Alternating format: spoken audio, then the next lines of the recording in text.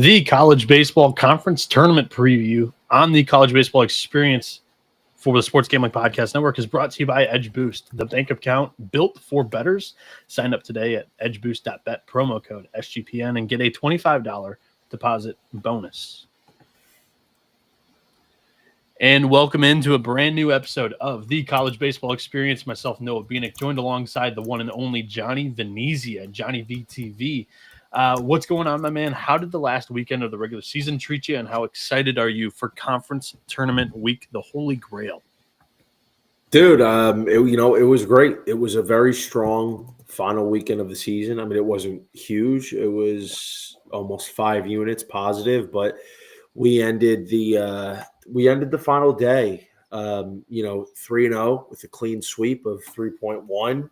That's exactly how you want to end it and build some momentum for the postseason. And that's what it's always about for me. And, I think this weekend is probably the hardest weekend in all the postseason. It is. Because you're trying to decipher multiple different things. In conference tournaments, you're trying to figure out pitching because you have teams that are either trying to convince the committee to get them in. You have bubble teams like Oklahoma State that they're probably in at this point, but another win or two solidifies them. Virginia, same story. Or you have a team like, say, West Virginia, that another 2 wins might be the difference whether they host or not. Or you have a team like Oregon that another win or 2 might solidify them as a top 8 national seed.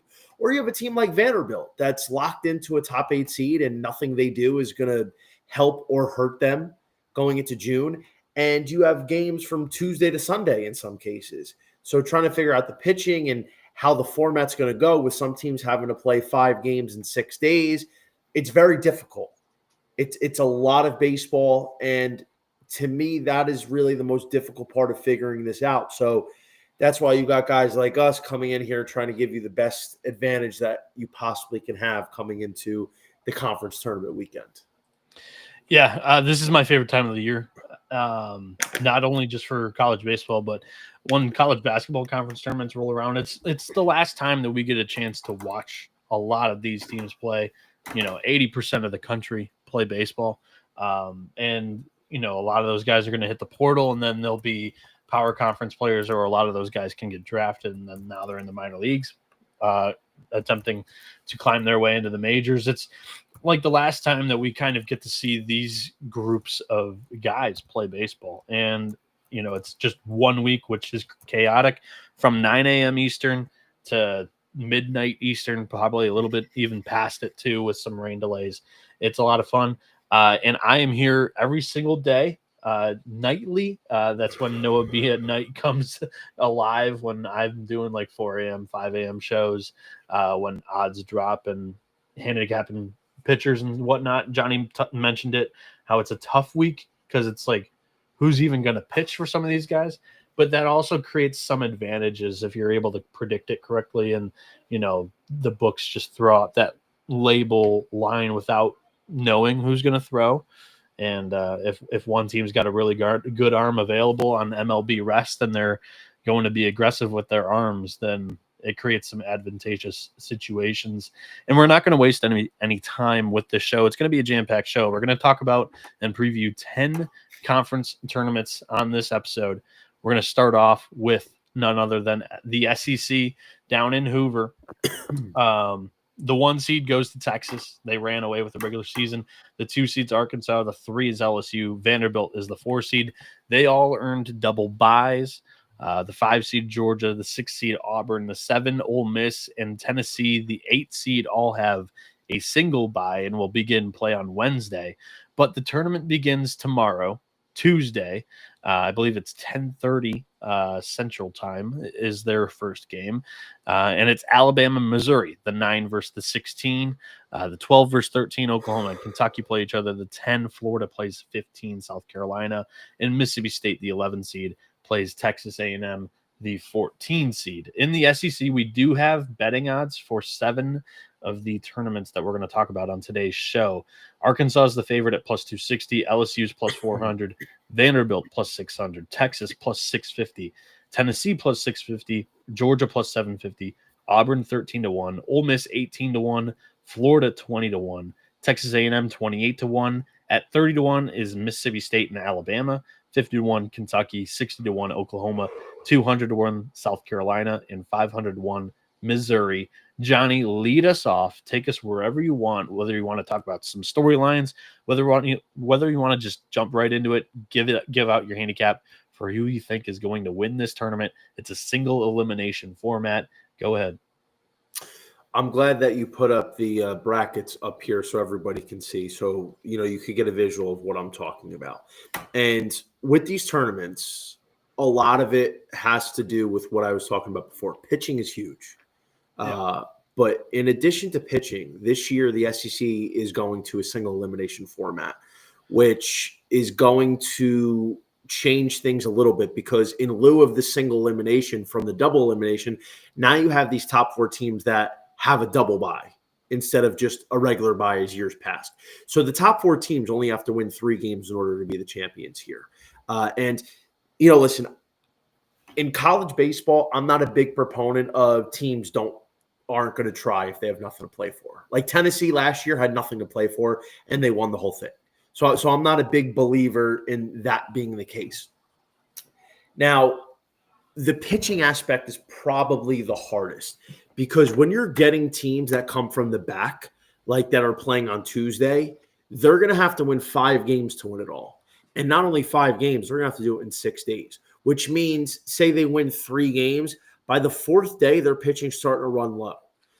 So that's why those teams that are all the way at the end of the bracket there, it's going to be difficult and a tough task for them to win. So you're better off looking at teams that are playing Wednesdays or Thursdays straight off of a bye or a double bye. So let's look into it. Starting at the top of the bracket, Vanderbilt is a team I like at 6-1 for this simple reason. They're going to face the winner of Georgia and either Oklahoma or Kentucky. It doesn't really matter who wins from that first game. I think Georgia's going to end up winning that Wednesday afternoon game, which means J.D. Thompson, who had 8 innings, 1 earned, 14 Ks against Georgia in late April, will face this Georgia team, regardless of who pitches for them. It could be Goldstein as an opener because Georgia's locked into a top 8 seed. So that game doesn't really matter for them. But they're going to be at a pitching disadvantage. And Vanderbilt in that sense, with Thompson going on a neutral field, I like Vandy there. And in the top of the bracket, you have probably Tennessee, who's going to be either Bama or Mizzou, move on to Texas. Texas locked into a top 8 seed, going to face Tennessee, who's probably going to be throwing Liam Doyle on that Thursday because Tennessee is in a situation where they need a couple of wins to give themselves a chance, a remote chance to get that host seed. So Liam Doyle is going to be burned on Thursday, probably against Ruger Riojas, if I had to guess. That means I think Tennessee's going to win and beat Texas, move on to that Saturday game against Vandy. Then it's probably going to be Marcus Phillips against Cody Bowker or Connor Fennell. Advantage Vanderbilt with the bullpen that they have going, playing much better baseball right now. So I think Vandy gets to the finals. On the bottom of the bracket, it's a lot more difficult because, Florida, I think with the way they're playing and the pitching they have, even in this deep of a format, line up at a relatively decent chance to make the run here. So I think Florida's going to end up playing Arkansas Game 7. That would probably bring them to Liam Peterson Day because Florida's already in, but they're still also fighting for a hosting spot. But I don't think they would burn Peterson on Wednesday. So let's say Peterson goes Friday against Arkansas against Zach Root. That's a 50-50 matchup. I think Arkansas probably wins that because their whole pen is going to be fresh. And then whether Mississippi State or A&M win, chances are Auburn's going to win that game, face LSU. Sammy Dutton against probably Cade Anderson. Advantage for me is going to be Cade Anderson and a completely fresh LSU team. LSU moves on against Arkansas. I like LSU with Anthony Ianson against Gage Wood. I think Ianson, the way he's been throwing, he's been one of the best pitchers in the country this year, one of the hottest pitchers in the country so far in the last 4 or 5 weeks. So give me LSU to advance against Vanderbilt. And I think when it comes to the Sunday matchup, Connor Fennell or Cody Bowker, whoever Vanderbilt throws, is going to be an advantage over whoever LSU throws, probably Case and Evans. So I like Vanderbilt 6-1 over LSU, although I'm taking a ticket on both. LSU's 4-1, Vandy 6-1. Those two to match up in the finals on FanDuel is 10-1. But I think just based on how hot they are, Florida at 20-1 is worth like a half unit play, because every year we see one of these teams that has to play the first round make that run and at least make it competitive. So I think Florida has the pitching if they can get past Arkansas to make that run. So that's why I think a half unit at 20-1 is a decent long shot to take in this format. But I got Vanderbilt over LSU here in this tournament. Yeah, you did a great job at just going the entire picture. I loved it. There are some pitching matchups where I could see them going opposite ways, whether they are aggressive and go on short rest, or in Florida's case, I don't know what they're going to do with that rotation. Honestly, I'm a little bit more bearish on Florida just in the SEC tournament format. I honestly see them bowing out against Ole Miss. Just get in there, play 2 games, stay healthy, get out. Because this Florida team only has really like 9 or 10 position players, and they are down 4 bullpen arms. So it's actually really crazy that they've been able to still go on the run that they have. But I could definitely see Solely being totally, satisfied with a 2 and out down in Hoover this weekend. My team is a very similar look to you. I like LSU. They would have to face Samuel Dutton is kind of my projection here. It'd be, Mississippi State, Texas A&M, 2 quality teams against Auburn. And then whoever climbs out of that bracket would play LSU in game 1. I have them going up against Dutton again, who, was really good against LSU the first time they faced him, but on the road and in neutral games this season, Dutton just has a 5.29 ERA. Mm-hmm. And the Tigers, I think they've got a really good Friday, Saturday duo in Cade Anderson, Anthony Ianson. They get them to a championship game, and I would love to bet on that. So 4-1 on the Tigers, I think, is definitely worth it. And in the last 3 years, in Jay Johnson's tenure, they've played in the semifinals in the SEC tournament. Last year, they lost in the final. They do not have a SEC tournament win yet. They're playing for a top 8 regional host and national seed. I think they go out there and they have something to prove. And in that championship game, somebody's got to earn that game 3 starter role for potential regional and super regional. I think it's probably Case and Evans. I think he goes out there and pitches his tail off, and they win the SEC championship. It's 5-1, by the way, on Caesars. You can get LSU 5-1. But I mean, would you think that the 10-1 on LSU to face Vandy is a good look there, based on how the projections might roll out? Because Vanderbilt wouldn't face any legitimate pitching with Georgia, because they probably miss Brian Curley. I don't think Georgia's going to move up Brian Curley. There's no incentive to do that. No. And it wouldn't be moving him up. He threw Thursday last week. Curley? No, Curley threw Friday. Right? Oh yeah, Curley, he did throw Friday. Goldstein went Thursday. Yeah. Right. And then because Tennessee played Thursday, and they're a little bit more in dire of winning 2 games, because 2 games might make the difference if they host or not. So they would probably move Liam Doyle up. Well, actually keep him on regular rest compared to last week. Yeah, I think Vanderbilt's not a bad look. I'm not really confident in them. They're 5-5 in SEC game 1s this season. J.D. Thompson away from home hasn't been like tremendous this year. So Vanderbilt's not really the team that I loved. I don't mind a shot on Tennessee. I don't. There's still plenty of flamethrowers in the bullpen. They got to throw strikes. And this is the time of the year where, some of these guys could kind of come out of nowhere and play pivotal roles in postseason baseball when your depth gets stretched thin in conference tournaments and in regionals. So Yeah, but Tennessee Tennessee's would been- be the team that, Yeah, like, but they're I mean, playing for a regional host. They would be the team that I think could make a run out of the top portion. Tennessee's been a little light though. I mean, they've been playing awful. I think they've lost 5 straight series coming into here. Oh Like, yeah, you know, 1,000%. anybody outside Liam Doyle hasn't really performed well. Liam Doyle's coming off a terrible outing at Arkansas. I mean, their bullpen's been very shaky. Nate Snead's been getting it together a little bit lately. I mean, their offense has been lost. I mean, Tennessee's not playing good baseball. And truth be told, like, sure, they could lose the Texas game. I mean, chances are. Tony Vitello's won 2 of the last 3 SEC tournaments though. So Yeah, but last year was a different story. Last year they were humming all year. They didn't take a break. And I'm not saying the Vols have no chance. Like, the Vols absolutely have a chance. Like, I've learned my lesson. Like, don't turn your back on a Tony V led team. I'm just saying, in this particular format where, say, they win Wednesday and they win Thursday, depending on what happens elsewhere, that could, in theory, be enough. I'm not saying it definitely will be, but it could be. I'm not saying Tennessee is a bad bet by any stretch of the imagination. All I'm saying is, you know, because they have to play an extra game over a team like Vanderbilt, you never know. They might get into a close one with Bama where they have to use Nate Snead for like 2 or 3 innings. And then say Liam Doyle only goes 6 on Thursday. Then they have to rely on somebody else and, you know, use a couple bullpen pieces. Now you're not as fresh for a Saturday game. That's the only thing for me there. yeah. Anything else that you want to add on the SEC tournament before we move on?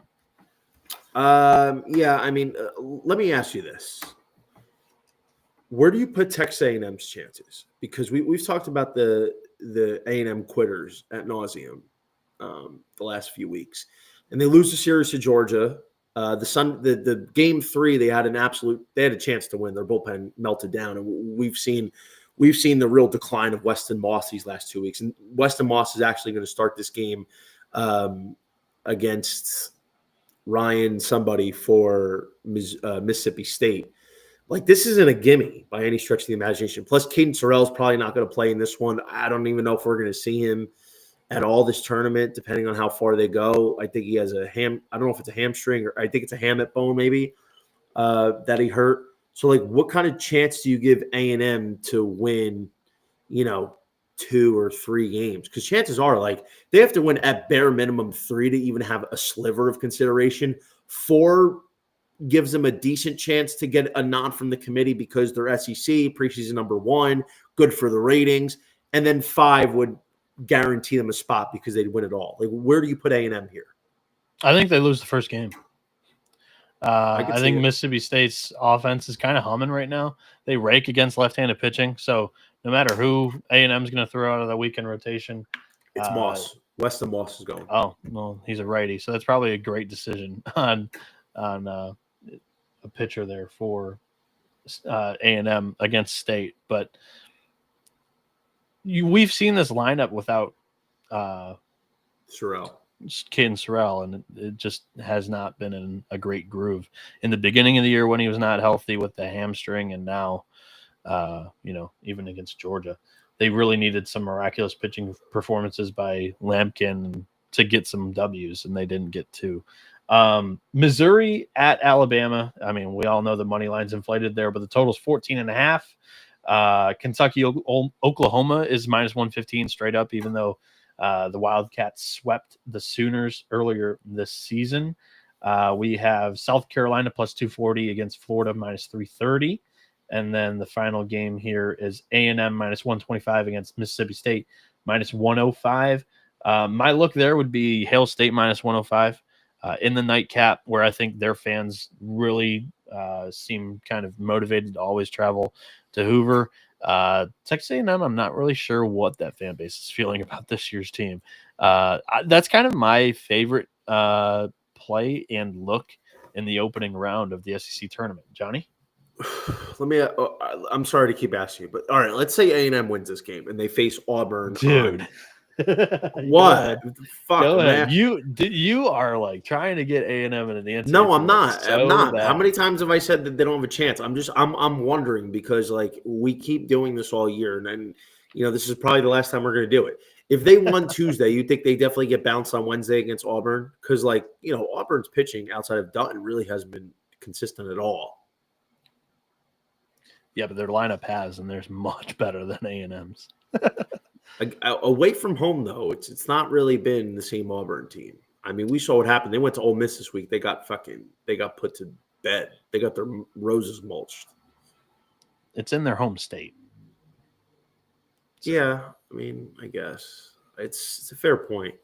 Yeah, I mean, I totally get you wanting to root on A&M and get them in the NCAA tournament. You can state all the cases that you want. It's a very case. It's a very uphill climb. I realize that, but I'm just curious, like what your thoughts are. Like I know my thoughts, but I'm curious about your thoughts. I think for tomorrow, like the Bama Mizzou game, you're laying 4.5 and 154. I mean, Alabama really hasn't played good baseball. They haven't. I mean, their offense is talented, but it's super inconsistent. Justin LeBron, I don't know what the fuck happened to him. I mean, he's actually heating up. The last 2 weekends, he's been good. Yeah, he had a good weekend over the last weekend. But I mean, 2 weekends. All this kid had to do after like the first couple weeks of conference play was just maintain, and he would have ran away with the Golden Spikes. He is playing hurt too, though. You know that, right? Because he made a diving play late in March.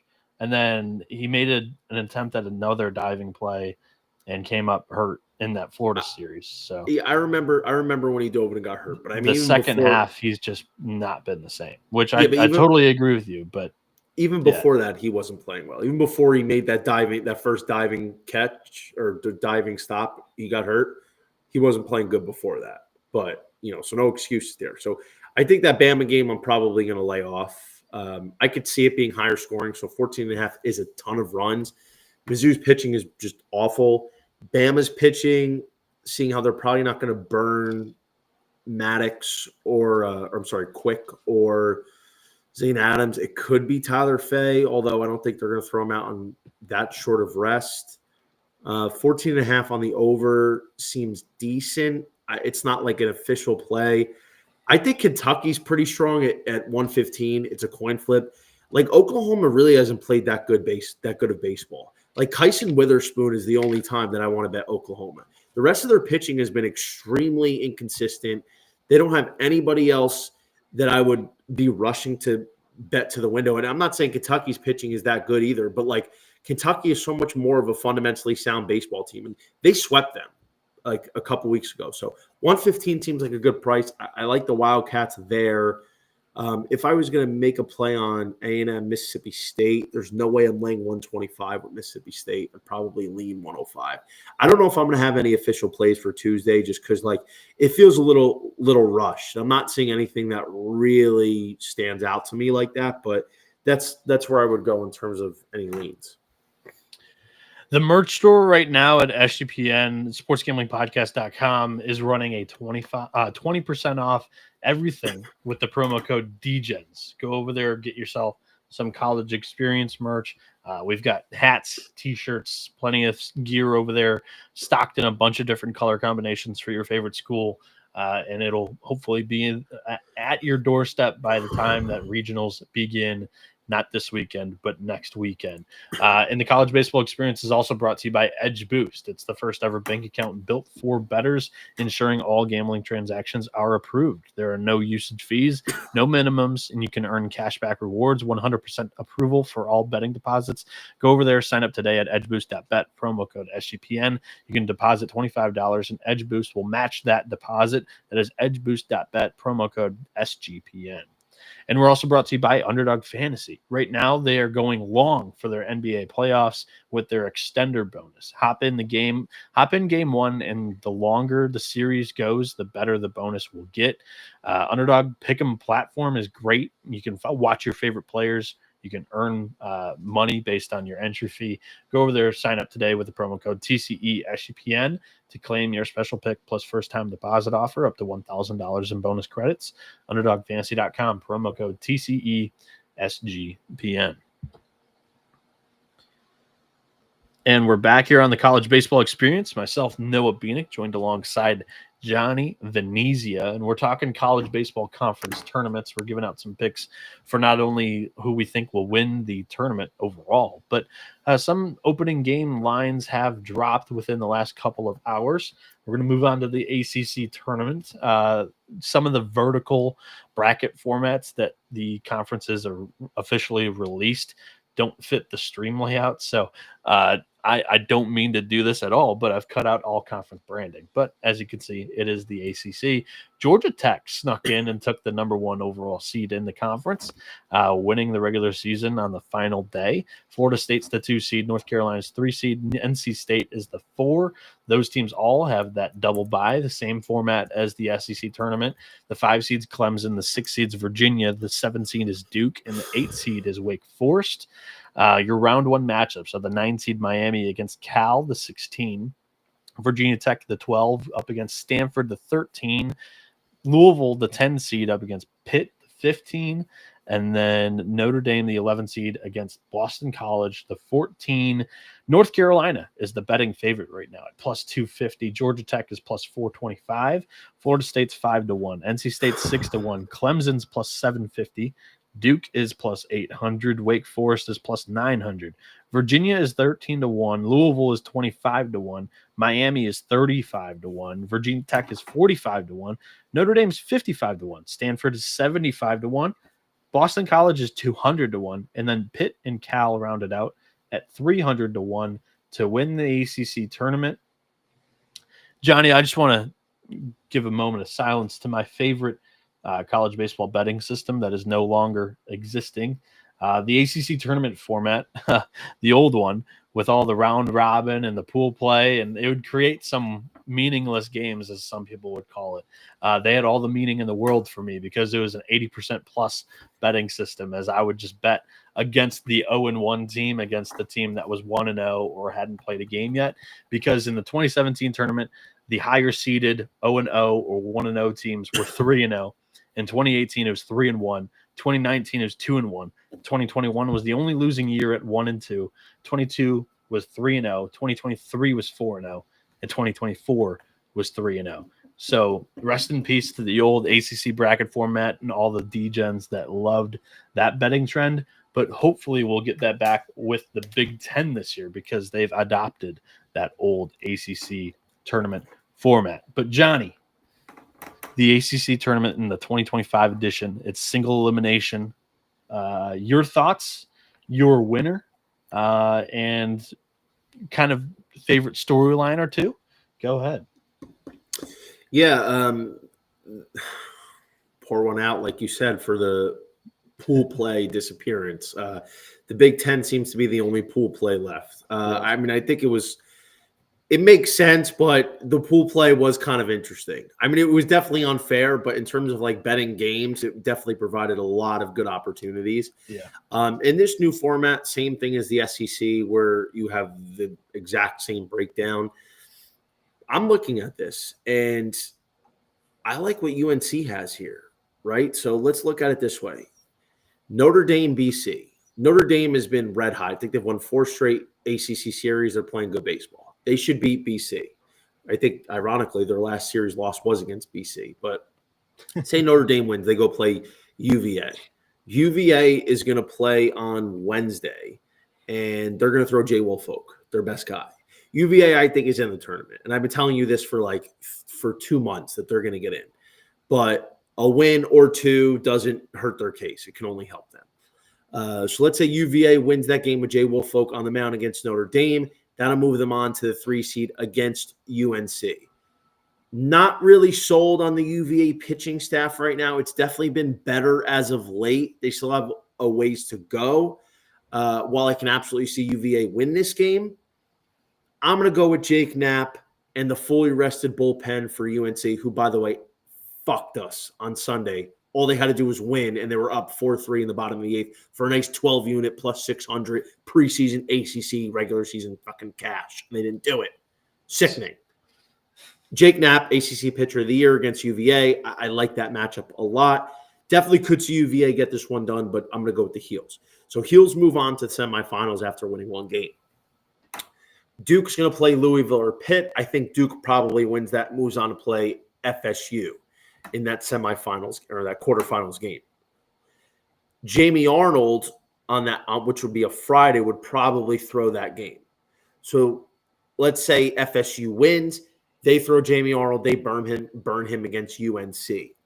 Now, Joey Vellini's been good this year, but FSU's bullpen, which is why I haven't believed in them all year, is it's an abomination. It's awful. And aside from that, the Seminole starters really in large have not been going that deep into games. You're lucky to get 6 innings out of them on an average weekend. They're starters. So then you'd be going Vellini against either DeCaro or Aiden Hawk. DeCaro threw game 2 last week. So let's say it's DeCaro that goes here. Advantage for me with the bullpen and the way UNC's been playing is the Heels. So they'd move on to the finals. Now let's go on the other side here. I think Miami's going to win against Cal, play Wake Forest. That's a toss-up game. It doesn't really matter who wins because I think whoever plays Georgia Tech is going to lose that game. So Georgia Tech's going to move on there to the semis. Then you have VTech against Stanford. It doesn't matter.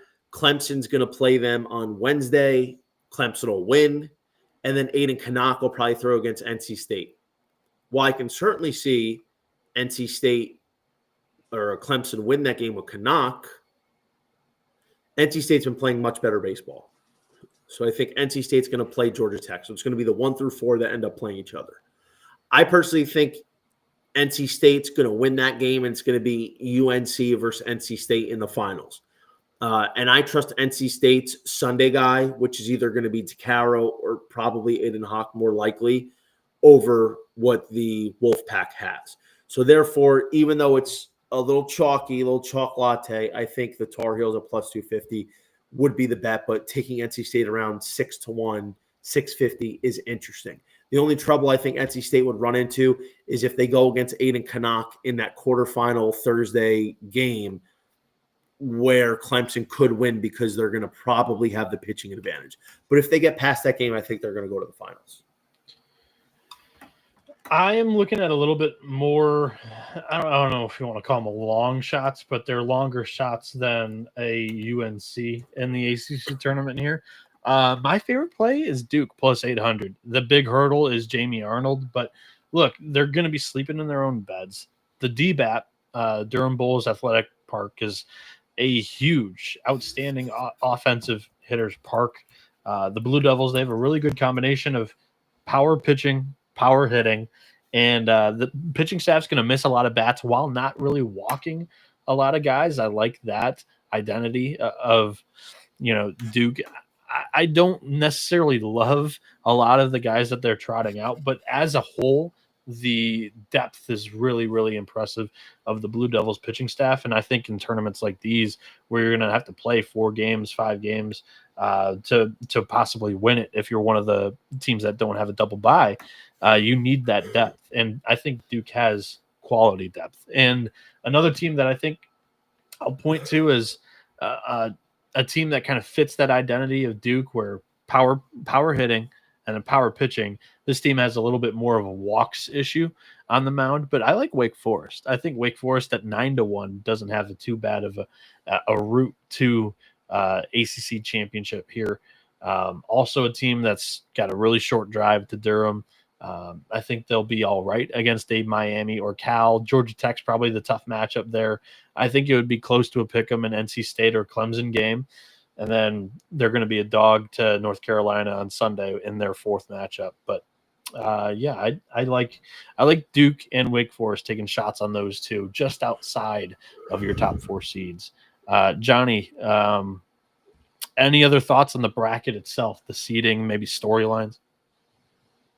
Yeah, I mean, it's interesting here because you have a team like So we talked about Virginia getting in, right? But now you have a team like Georgia Tech and NC State that are kind of trying to solidify themselves as a host. I don't think Georgia Tech is – I think Georgia Tech and NC State are kind of on that bubble. Like FSU and UNC are going to be – they're going to be top 8 seeds. It's not really – that's not going to change no matter what happens this weekend.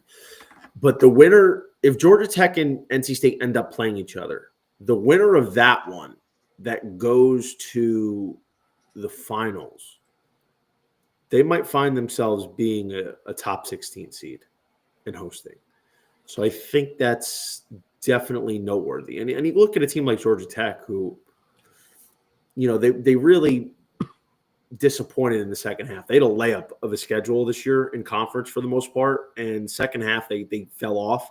I know they won again. They narrowly beat Duke, and I think they won the series before that.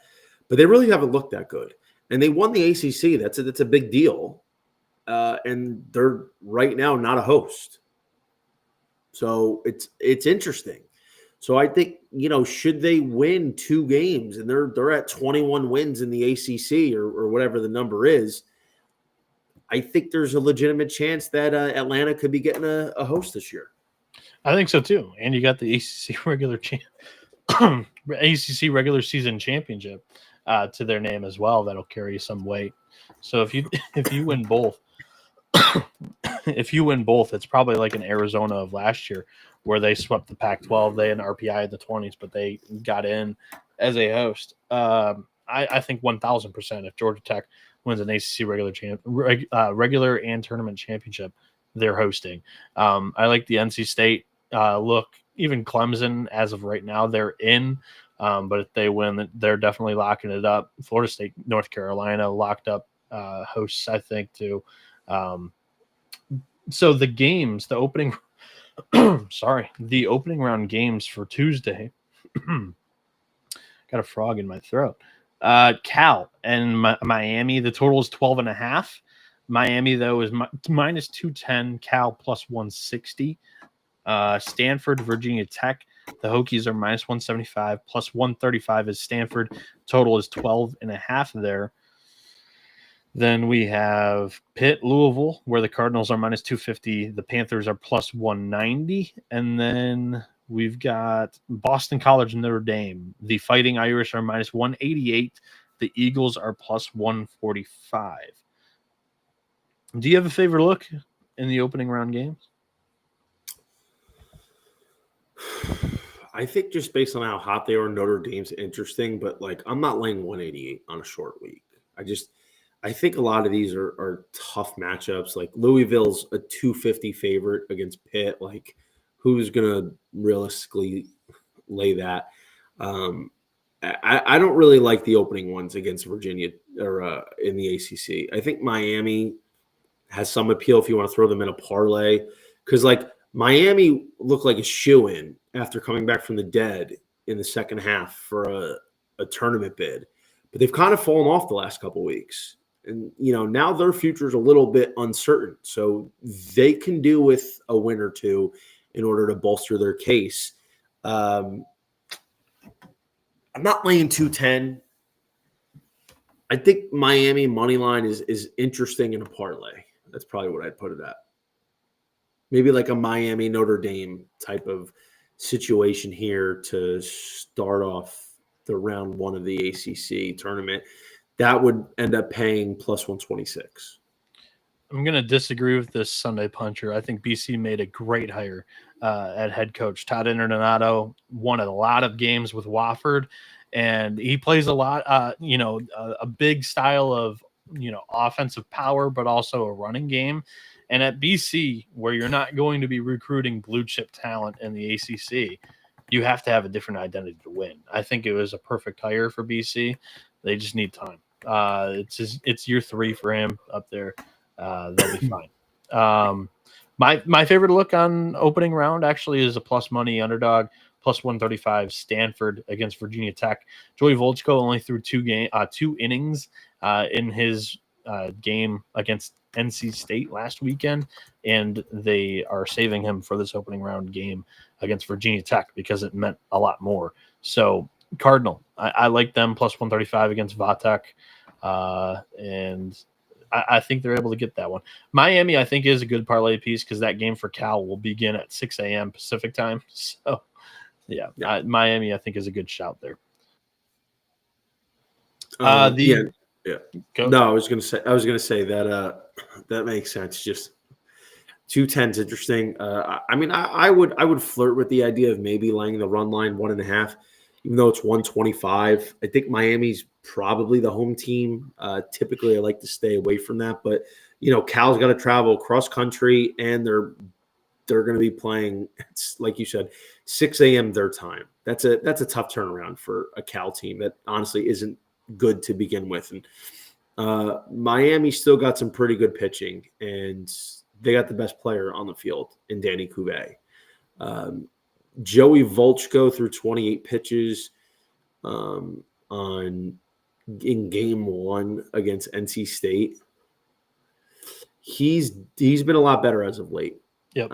So I think Stanford at plus money is a interesting look, but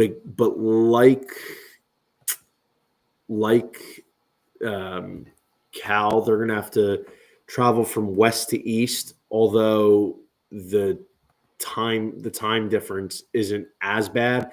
They're going to be playing at 1 p.m. Eastern time, so that's 10 a.m. That's still a tough turnaround, but I think Sunday Puncher said early start under. Interesting. I don't think that's a bad look. The college baseball experience is brought to you by Rhythm. They are your home for AI-backed picks and props. You can dominate the NBA playoffs, PGA, MLB, and they just launched their WNBA product as well. Rhythm knows that you're going to love their platform, and that's why they're giving you a 7-day free trial today. Go over there. They have some amazing deals right now. 25% off monthly subscription with the promo code SGPN25, and you can get a 50% off annual subscription with promo code SGPN50. That is Rhythm, spelled RITHMM, promo code SGPN25 or SGPN50. You can get your 7-day free trial today by going to sportsgamblingpodcast.com/rhythm. And SGPN is partnered up with Circa Resort and Casino in Las Vegas, as they are giving away the ultimate fantasy football experience for a 12-person league to draft in Vegas and be treated like VIPs for their stay.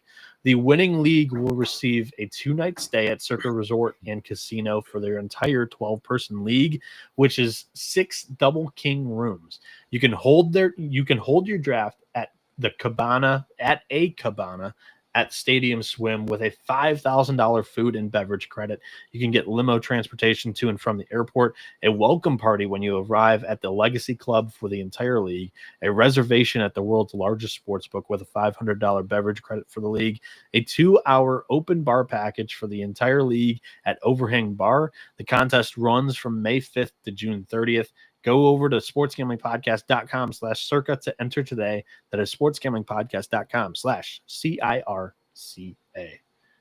And the college baseball experience is also brought to you by mybookie.ag. MyBookie is your place to bet on every sport, including the NBA playoffs. And for the true Degens, there is the MyBookie money bag, where you can get a random future at high odds, whether it's good or bad value.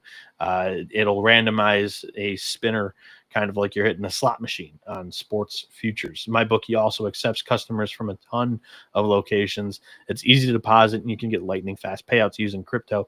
Go over to mybookie.ag, promo code TCESGPN for a 100% deposit match up to $1,000. Its terms and conditions apply. That is mybookie.ag, promo code TCESGPN. And we are home free on the college baseball experience. Myself, Noah Bieniek, joined alongside by Johnny Venezia, who does great work, writes some articles over at rotowire.com as well for college baseball. And we're running through some of the biggest conference tournaments, previewing them, giving out our picks to win the tournament, giving out some storylines, giving out possible Tuesday picks and bets for all of you guys. We're going to move to the Big 12 tournament. And like I said, with the ACC, kind of had to cut off a lot of the logos and branding for this league to just get their vertical format into a landscape for the stream. But your 1 seed is West Virginia, your 2 seeds Kansas, the 3 is TCU, the 4 is Arizona. Then we go to the 5 seed being Arizona State. They're playing the 12 seed BYU on opening day for the tournament. The 6 seed is Kansas State. They're playing Houston, the 11.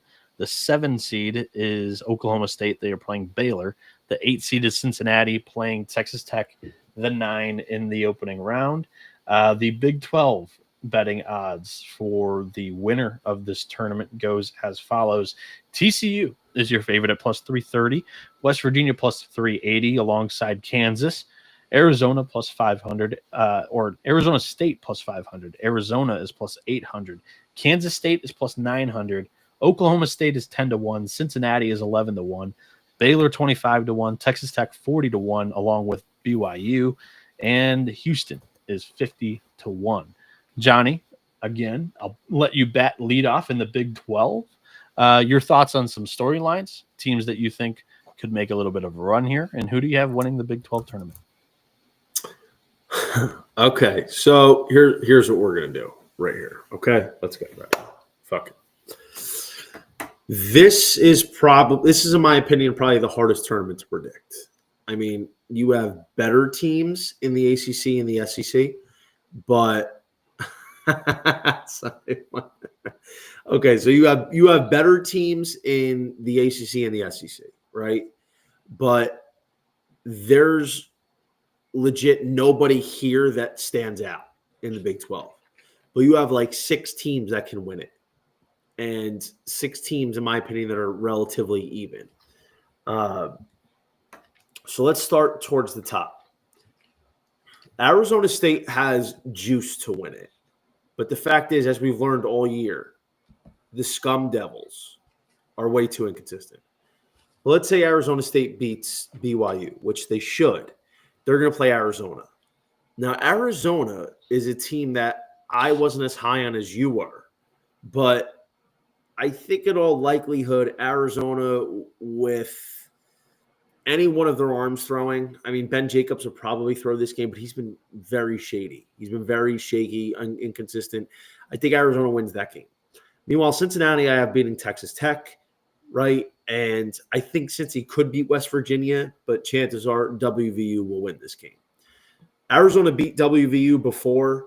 I think the Mountaineers, in an effort to like have a last-ditch effort to grab a hosting spot, because even though they won the Big 12, they're out of the hosting spot right now. Yeah. They'll probably end up going Griffin Kern in that first game. So Griffin Kern, who is a lefty, which, you know, it is important, but they'll burn him their best arm. So then Zona would play West Virginia. I think Arizona is better built to beat West Virginia. So I would have Zona going to the finals. I don't think any of their pitching has really stood out. I mean, they have just like a handful of solid arms. They have, in my opinion, the better players in West offense. Virginia probably has the better rotation. With it's Kern, Jack Carsanas, who's got a great ERA. Not like a high voltage strikeout arm, but Chase Meyer is that high voltage strikeout arm who has struggled to limit some of the runs, but he's got like a ERA in the 5s, I do believe. Yeah, but Kern would probably go that first game against either Cincy or Texas Tech. No, you're right. I'm not arguing that. So I think Arizona being a little bit more, I think they're just being a little bit more battle tested this year. It's not like an insanely strong play, because I think, quite frankly, there's better teams in this tournament than Arizona. But I think the path is the most favorable for the Wildcats. So I think Arizona beats West Virginia. I don't know if it'd be Kramkowski or it'd be moving Smith Bailey up or. So I was about to say Raul Garezar started game 2 last weekend instead of Colin McKinney. I think they moved McKinney out of the rotation entirely last weekend. And Garezar had a pretty good ERA as a midweek starter and long reliever. So that would probably be your name in that second game for the Wildcats. All right, that's good to know. So we move on with Arizona there. Now the bottom is really where it gets interesting. The bottom's fun. So you got Oklahoma State against Baylor. we were texting this afternoon talking about, like, do you think Harrison Bodendorf would be the starter? Oklahoma State is definitely a bubble team. They've risen from the ashes like a phoenix, like 9 toes in the grave. They've gone nuclear these last few weeks. Listen, this is the hard part about it. I could see Bodendorf definitely go this game because, if Oklahoma State wins 2 games, I don't think there's any chance that they don't get in. I think if they get 1 game, there's still probably a good bet to get in. So maybe they go Bodendorf here. But let's say with the assumption that they go Bodendorf, right, who's realistically got a chance to be the Big 12 pitcher of the year. And honestly, I'm trying to look to see who was the Big 12 pitcher of the year. I haven't come across it. I don't know if I saw it today, but I think it would be Bodendorf. It's Bodendorf, then probably Nathan Taylor and Tommy Lepore, 2-3 in any order. Yeah, that sounds right. So let's say they go Bodendorf against Baylor, who's been great. Sorry. They win that game. Sorry. Yeah, God. You and I. Dude, allergies are terrible for me right now. No, that was agita. Okay. Then they go Kansas. Kansas, maybe Dom Vagley. Dom Vagley in that first game because Kansas is also like trying to vie for a hosting bid. So Kansas, Dom Vagley against either Mario Pescia or Harrison Bodendorf if Bodendorf doesn't go. But let's say Mario Pescia. I mean, Oklahoma State won last year, and I think they do have a path. 10-1 is interesting, but it's a lot of games that they'd have to win. I like them to win it. Yeah, I'm not ruling OK State out by any chance because any stretch of the imagination because I think OK State definitely has a path. I think their pitching has a lot of juice, and they've been playing really well lately. So they're going against Kansas here. Let's say OK State wins that game. That could go either way, but let's say OK State wins that game. TCU will probably be either Kansas or K-State or Houston. But the question is, do they use Tommy Lepore in this game? That's a big question because after Lepore, their pitching has been very shaky. And by the way, Lepore has been terrible his last 2 starts. He's given up 10 earned in his last 2. So, but after Lepore, their pitching has been very shaky. It's been very inconsistent.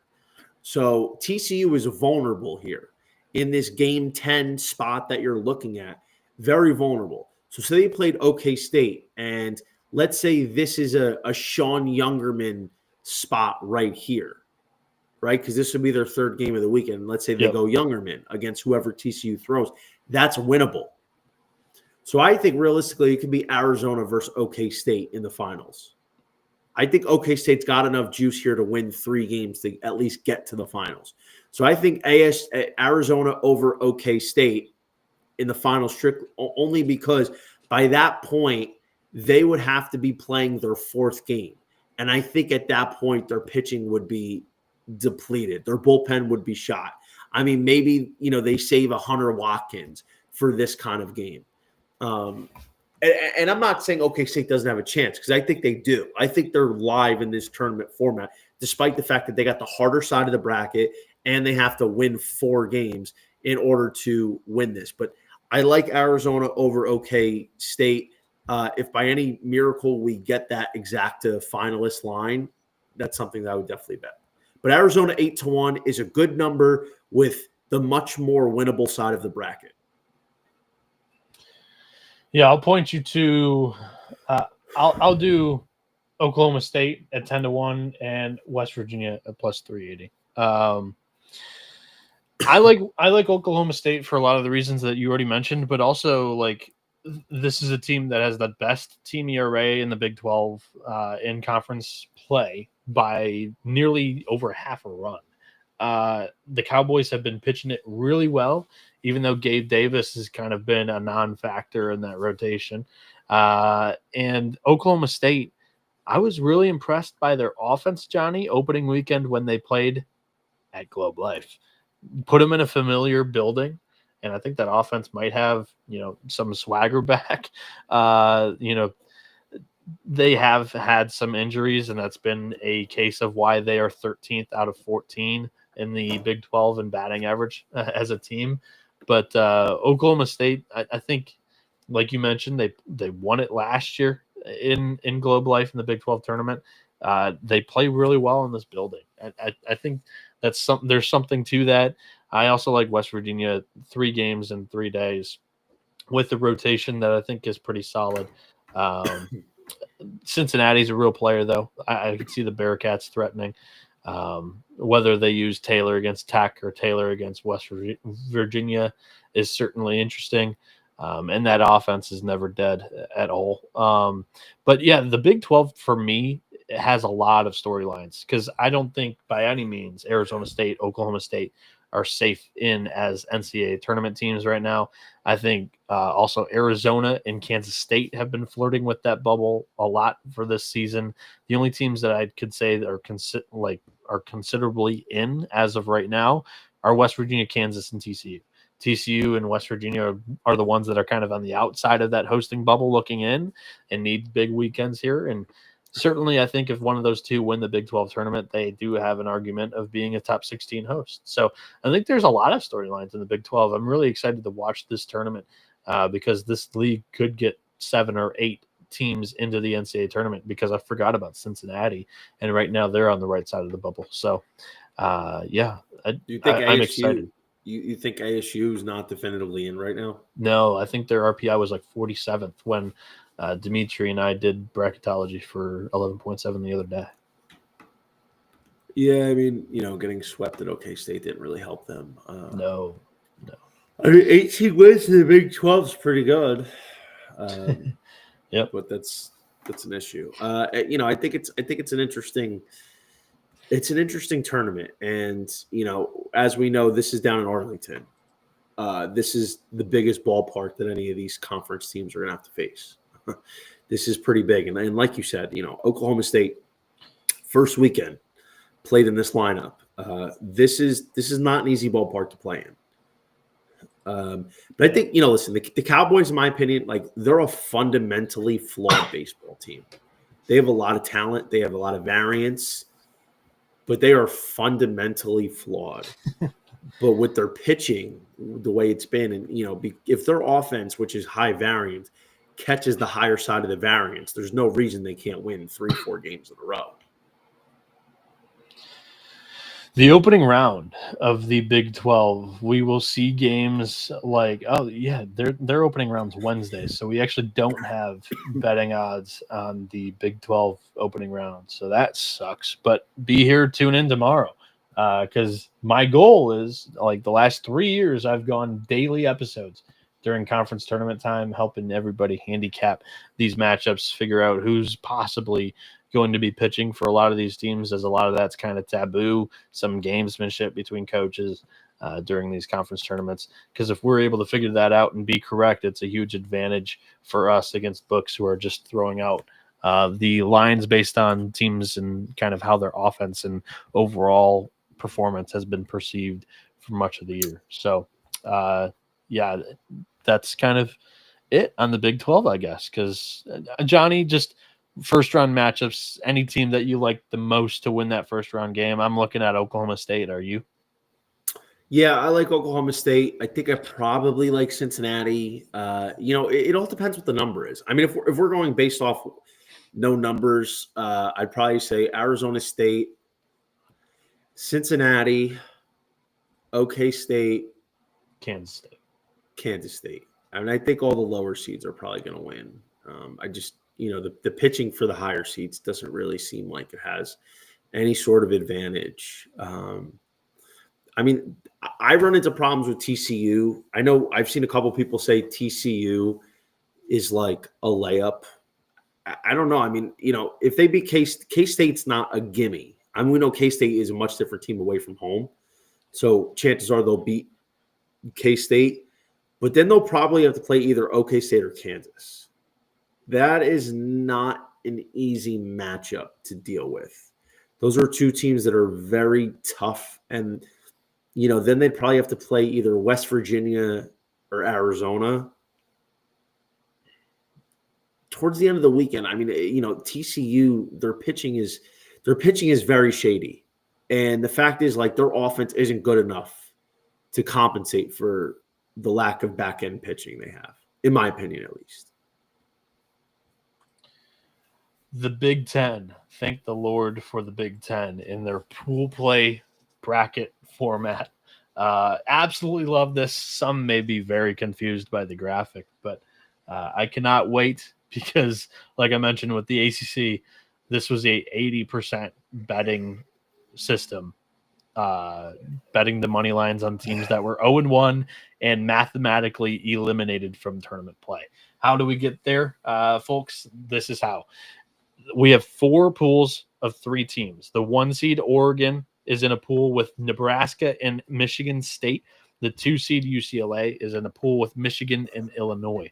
The 3 seed Iowa is in a pool with Indiana and Rutgers. And the 4 seed USC is in a pool with Washington and Penn State. If either, say pool A for example, if either Nebraska or Michigan State takes a loss early in that Tuesday game when they play each other, the loser is 0-1 and they are mathematically eliminated, because if the entire pool goes 1-1, then the top seeded team moves on into the semifinals. So whether it's Nebraska or Michigan State, if they pick up that first loss, they are done. So then that second game, when they're playing as an 0-1 team and really don't have much motivation, their season has ended because neither one of them have really an at-large chance to make the NCAA tournament. They usually just kind of get swept off the field. It's, kind of non-competitive in some ways. And yeah, you'd be looking at taking a money line. In the Big Ten, though, like the ACC, a lot of the games were perceived to be closer. So you would get odds that were probably like minus 160, minus 140 range.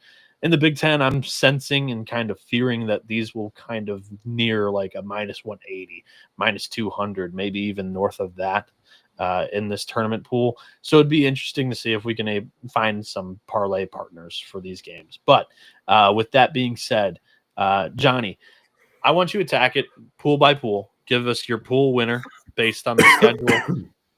So then wrap it up with your semifinal and then your champ. You can mention any storylines that you're intrigued along the way too.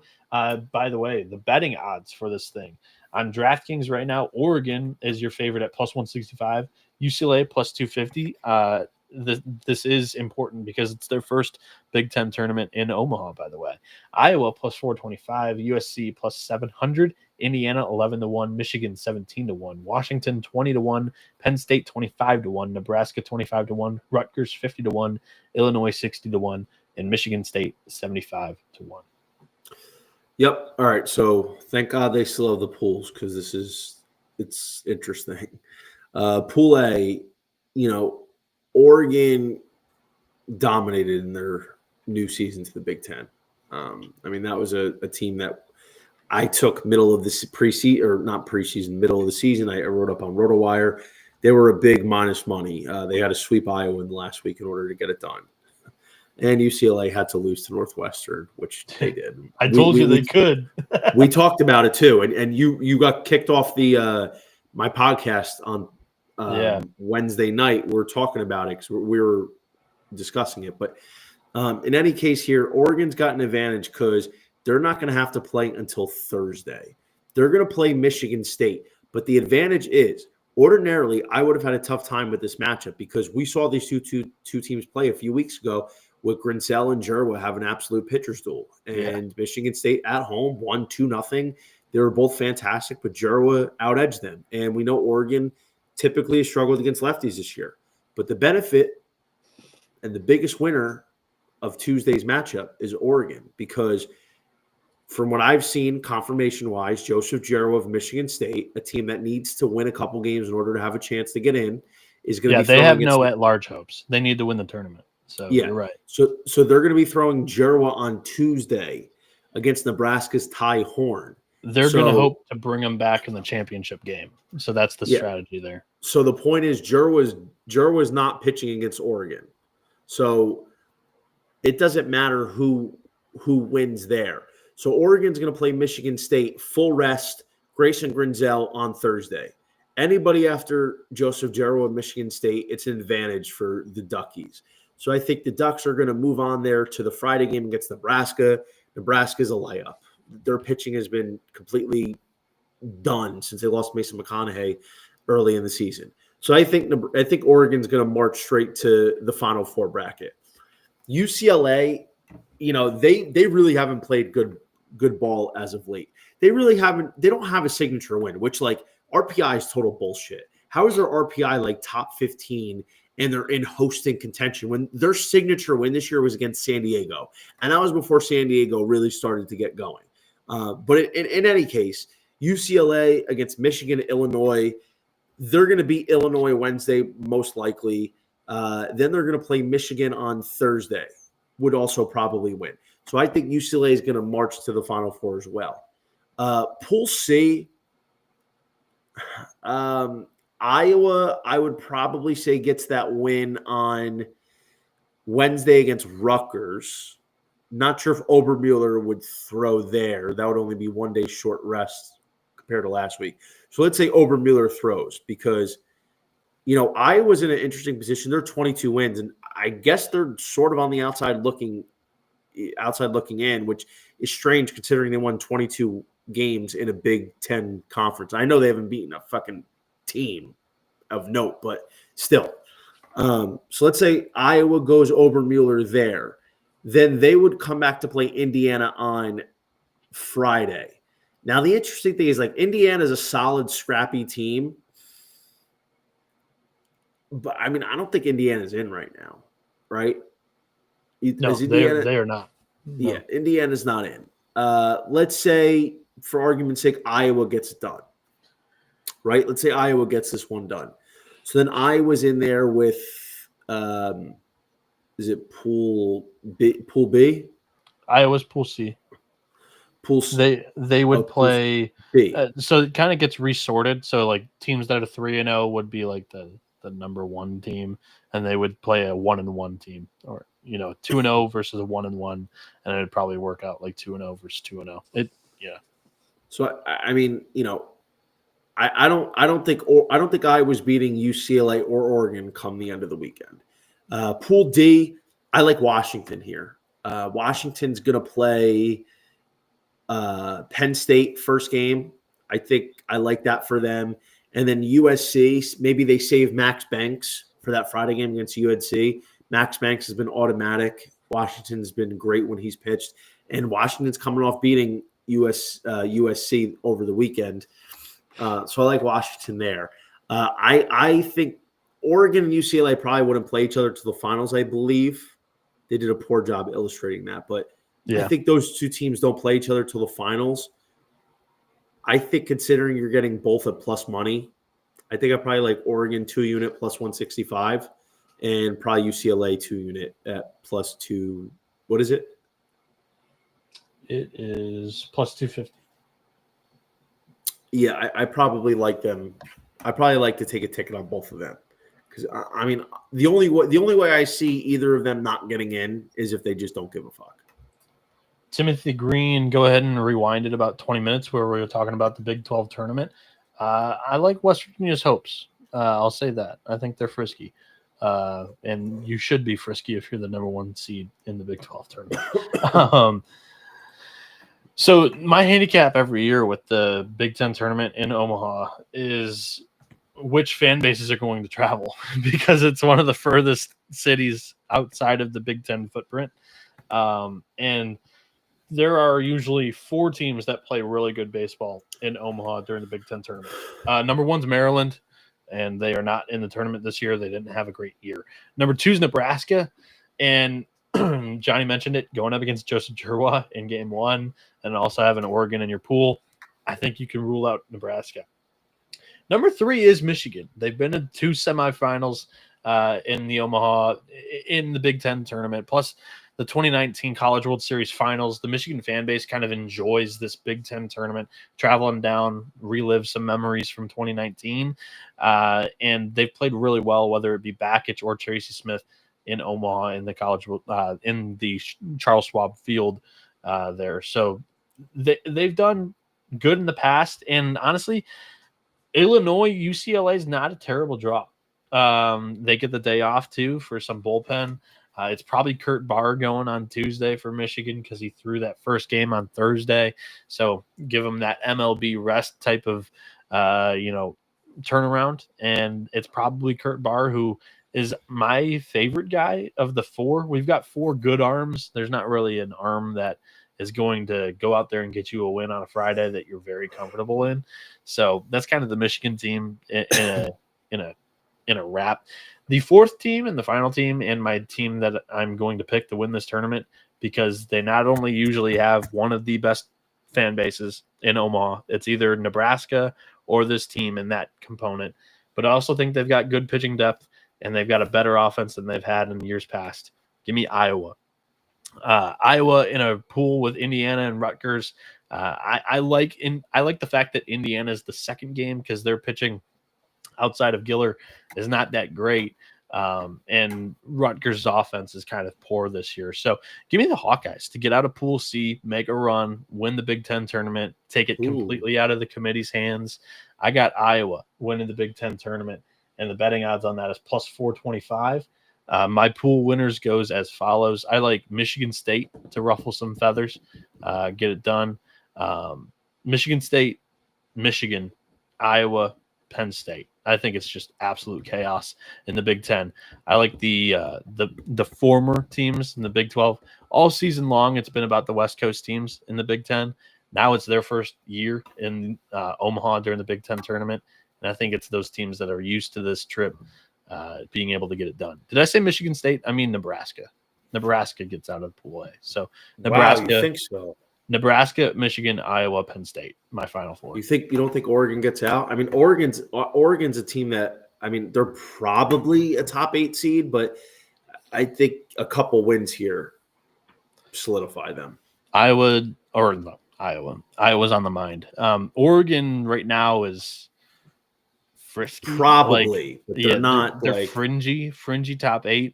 Dimitri and I, when we did our bracketology, we had Oregon in as the 8th seed, but the argument wasn't very strong. It was honestly kind of between them and Oregon State, and obviously you're going to pick Oregon over Oregon State. They have a 4-game sweep over them.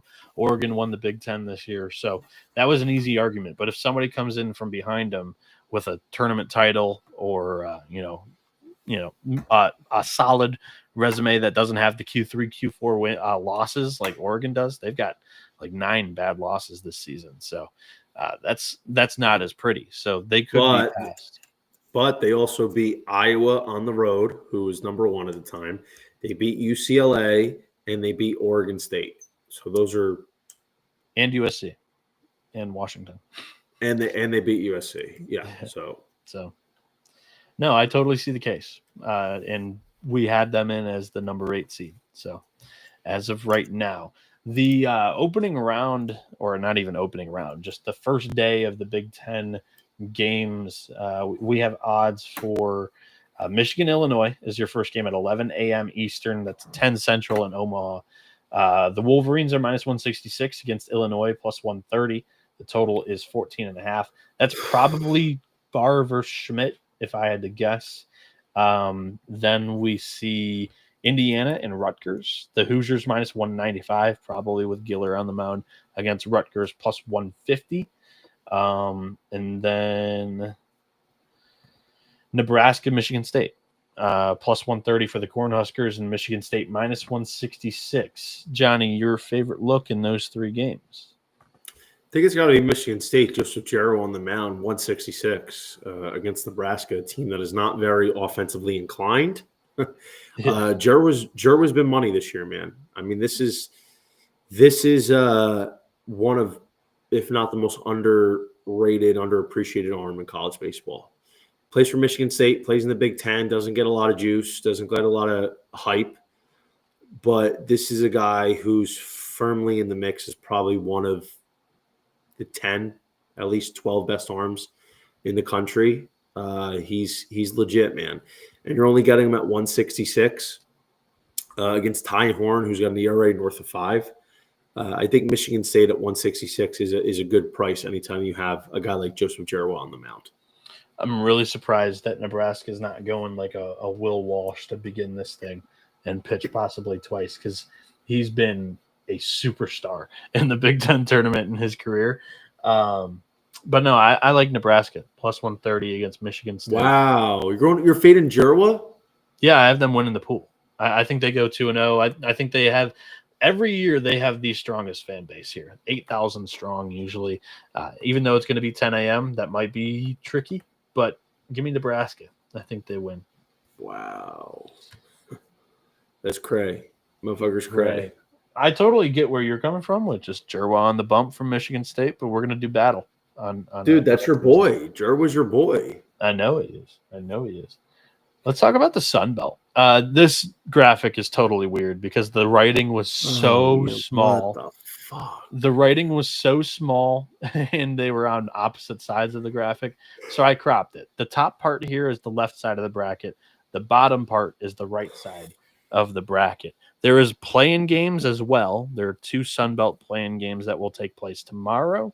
Those are between the 10-seed Appalachian State and 7-seed Texas State. And then we have the 9-seed Georgia Southern playing the 8-seed Arkansas State. Then they get seeded in. The top seed goes into, like the higher seed, I should say, goes into the 1 seed's pool. The lower seed goes into the 2 seed's pool.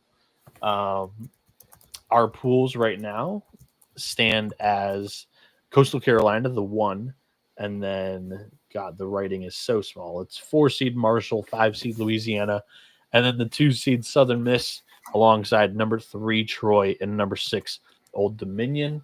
The betting odds on the Sun Belt, we might not have any due to that play-in round. Oh, no, we do. No, we do. Coastal Carolina is minus 140. Southern Miss is plus 190.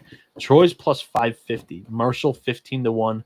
Louisiana 25-1. Old Dominion 35-1. Arkansas State 40-1. Georgia Southern 50-1. Texas State 60-1. And App State rounds us out with 75-1 if they get out of that play-in game, which is single elimination, into a pool and then win the Sun Belt Tournament Championship. Johnny, your thoughts overall on who you like out of the pools? It's basically a regional, super regional format, almost. Yeah, your thoughts on the 2 winners of the pools and then your champion out of the Sun Belt. So the problem is with Troy, probably have to go against JB Middleton. So they'll probably have to go against JB Middleton. Troy just got swept by Southern Miss. JB Middleton's a tough one for Troy. So I think it's really Southern Miss versus Coastal. I mean, listen, obviously anything can happen. Sun Belt is interesting always, but I don't really think we need to be overthinking this. I mean, too bad they don't offer a finals matchup. We get Southern Miss and Coastal at like anything plus money is a good bet in my opinion. You're going to get a matchup here where it's probably going to be Graydon Harris against Riley Eichhoff if it was a matchup in the finals between Southern Miss and Coastal. But ultimately, I think Coastal probably ends up winning this. I think Coastal's pitching depth this year, which is unlike anything we've seen from them in a really long time, is going to be the difference. And their hitting, while it's definitely nowhere near as good as it used to be, is still pretty solid. Like they can definitely score some runs. Coastal Carolina's having a great year, man. And I don't think Coastal is going to rest on their laurels because they are probably anywhere from the 9th to the 11th seed right now in hosting brackets. I think that's fair. But if they go out and win the Sun Belt, man, and a couple of these bubble national seed hostings have an off weekend, I think there's a small chance Coastal can steal a top 8 national seed. It's probably not going to happen, but I think they think it could. I think they've got a shot. Yeah.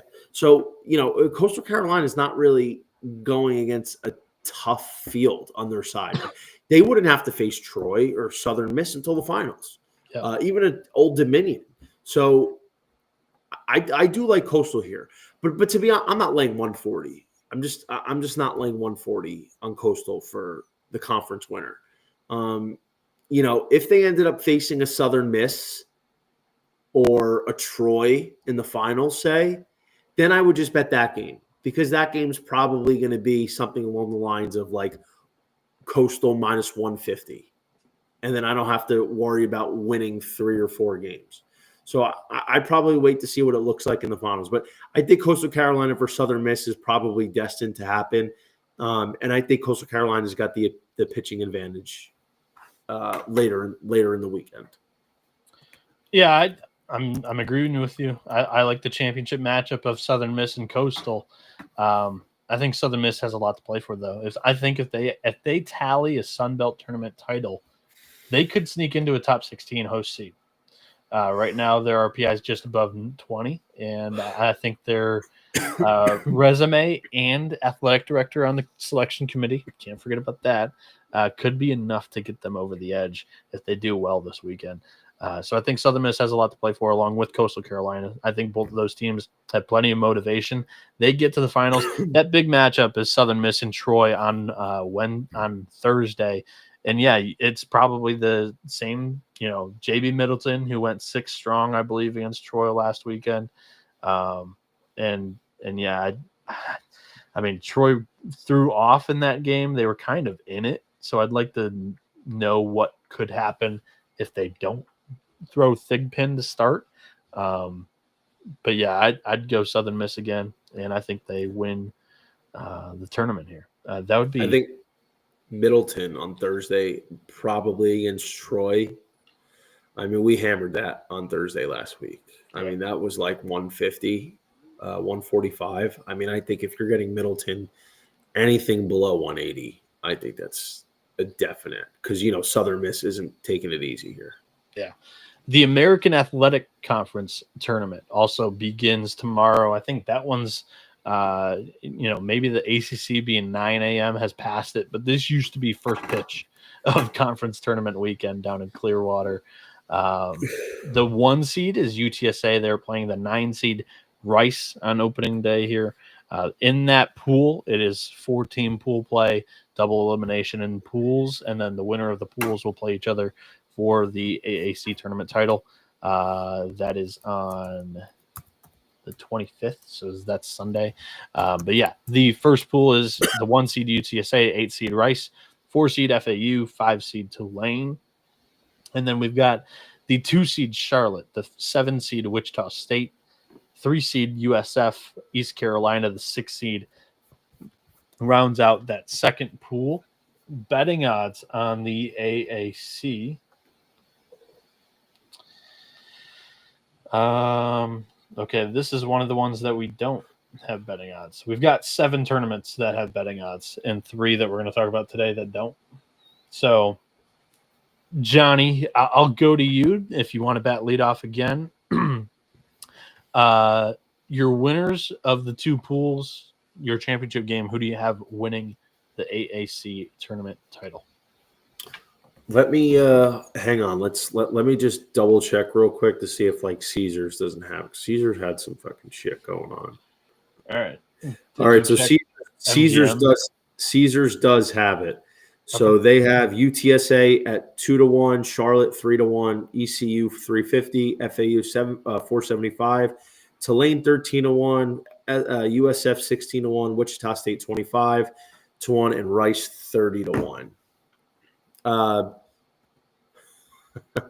So I think this is an interesting situation here. We don't really know the pitching matchups yet.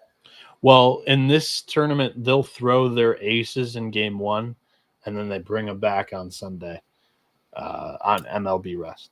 I like FAU for that reason. Yeah, I like Trey Beard and the Owls. Yeah.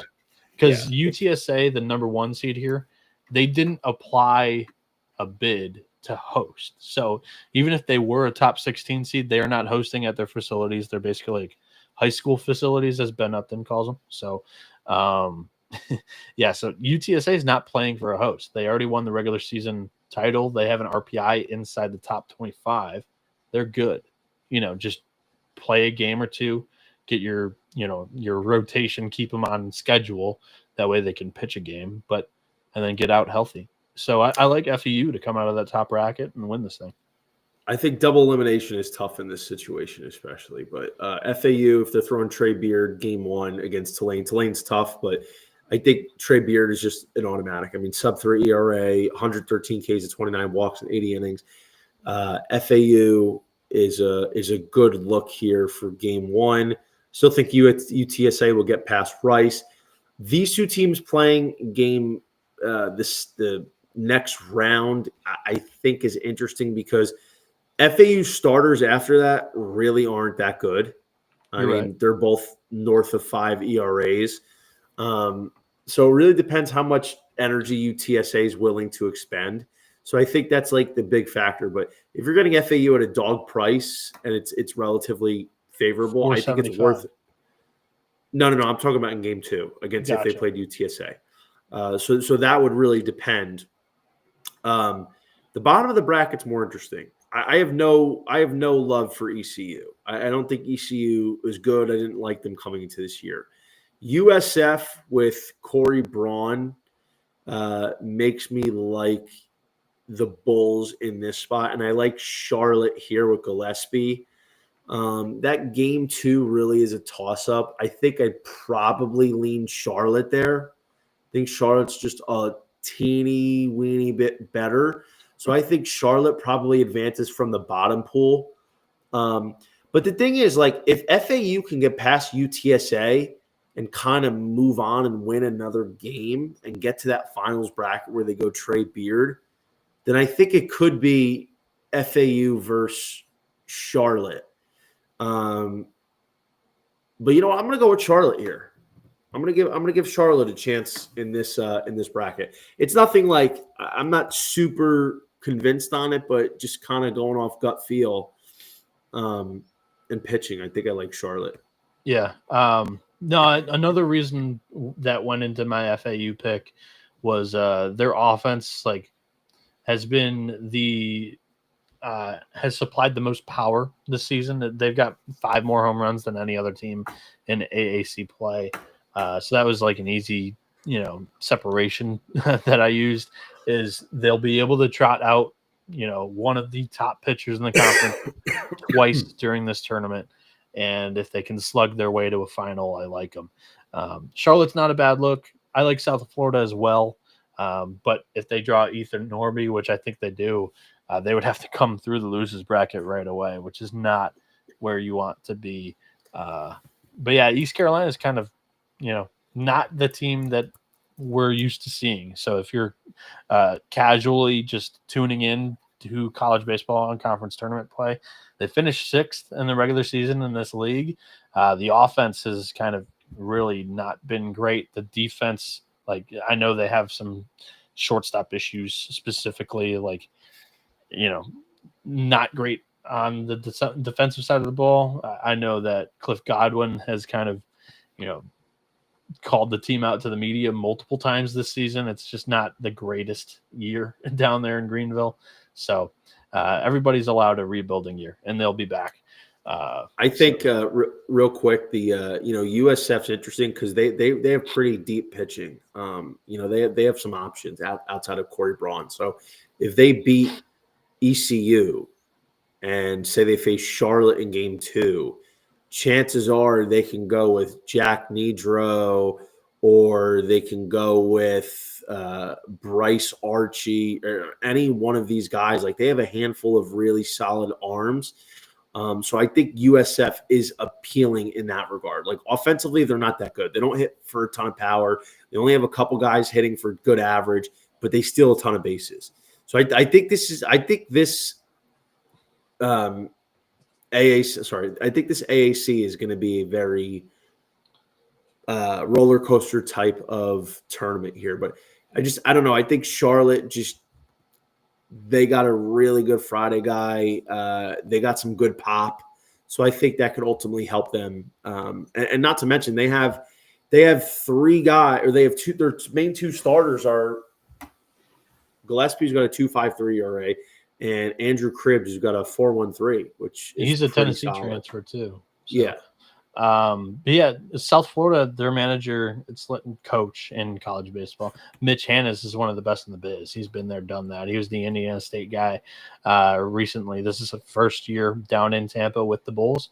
And, he's consistently been one of the better coaches in tournament play up there in the Missouri Valley Conference for sure. We have the Conference USA tournament bracket up next. This one's really interesting because I think that bottom bracket's loaded.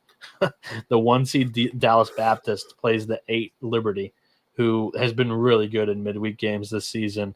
Jacksonville State is the 4, Louisiana Tech is the 5, and then the other bracket, the other pool, I should say, is Western Kentucky, the 2 seed, up against New Mexico State, the 7, Kennesaw State, the 3 seed, up against Florida International, the 6, and the Conference USA betting odds go as follows. DBU is minus 105, WKU is plus 150. Huge drop off. Kennesaw State 12-1, Liberty 14-1, Jack State 14-1, La Tech 15-1, FIU 18-1, and New Mexico State 100-1. I like Western Kentucky. I think the top's got a really favorable draw, and they desperately need this thing because I think they're on the outside looking in on the NCAA tournament picture. They're going to be that College of Charleston from last year. 40-plus wins, weak non-conference strength of schedule. They unfortunately get left out if they leave it up to the committee. So the 2 seed Western Kentucky gets a beautiful draw. They will face FIU ultimately probably in this pool, and that was the team that kind of, daggered their season with a sweep over WKU.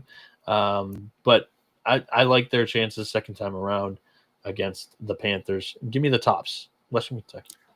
Dude, Western Kentucky completely melted down starting that FIU series. They were a no-doubter getting in. Looked like they were going to win the Conference USA.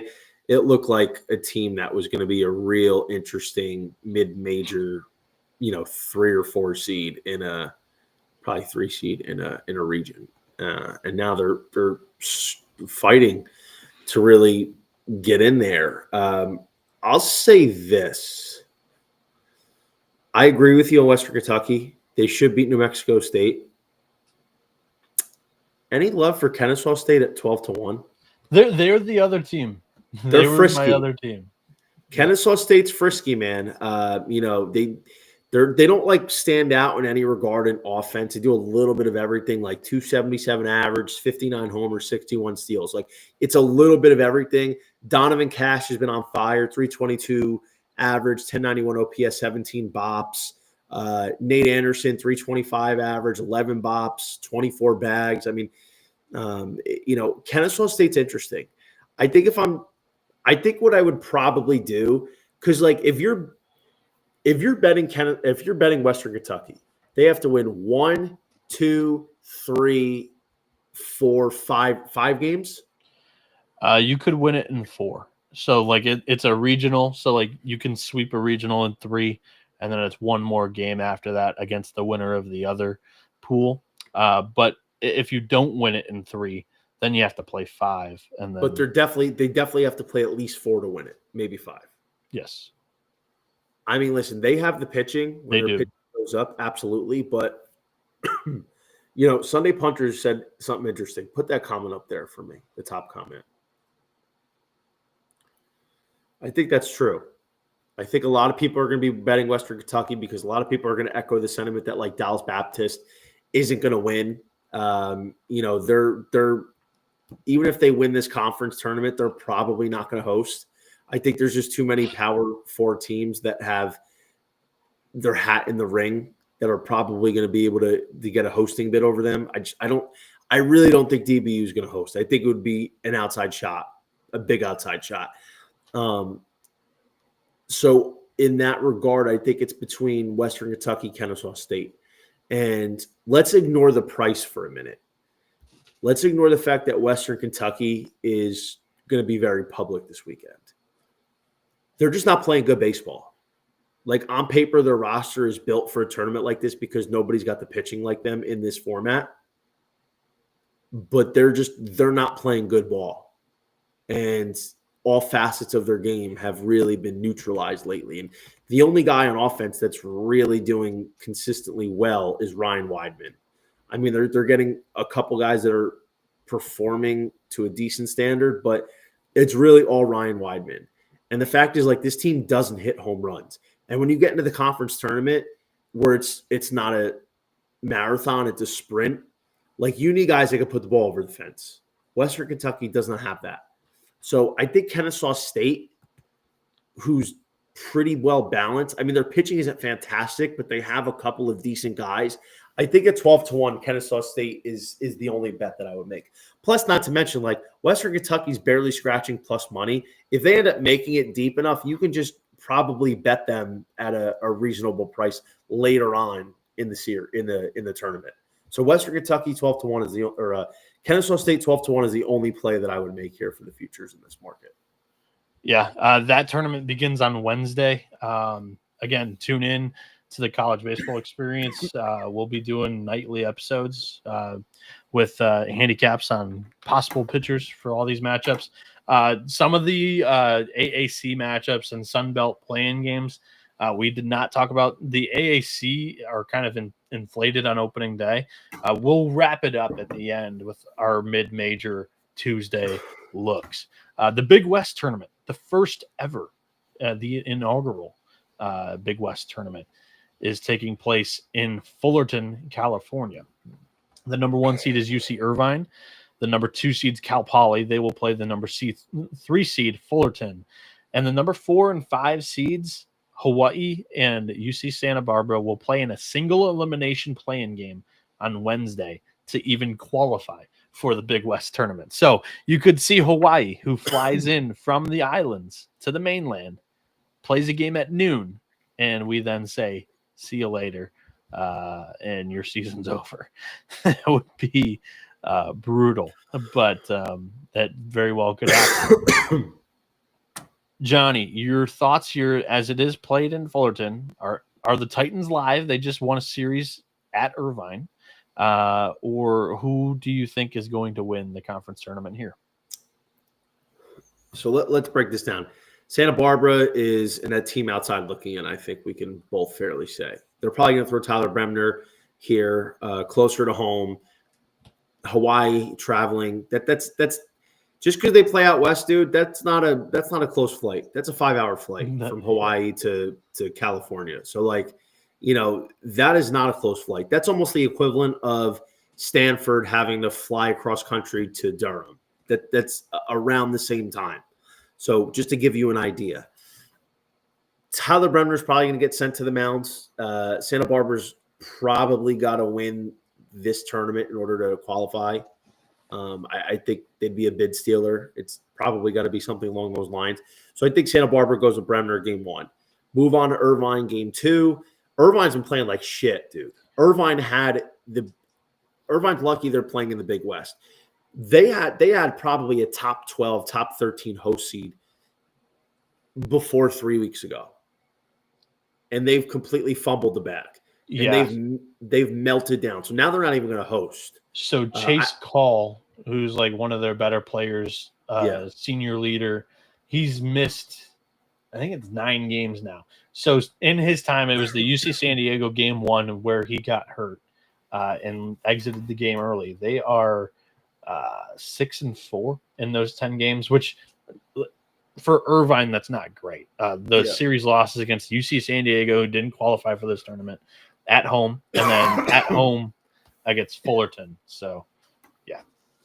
So Irvine at plus 115 is interesting, but they've been playing bad altogether. Their pitching hasn't been good, and I can certainly see them win.